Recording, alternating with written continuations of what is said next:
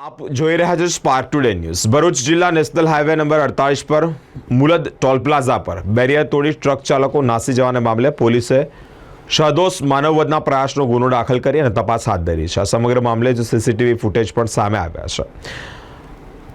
Mulad toll plaza પર barrier તોડી truck ચાલકો નાસી જવાના 20 દિવસમાં ચોથો બનાવ છે, જેને પગલે પોલીસ એક્શન મોડમાં આવી છે। અંકલેશ્વર શહેર બી ડિવિઝન પોલીસ મથકના પોલીસ ઇન્સ્પેક્ટર વ્યુ ગડેરિયાના માર્ગદર્શન હેઠળ 4 ટ્રકના ચાલકો સામે ગુનો પણ દાખલ કરાયો છે।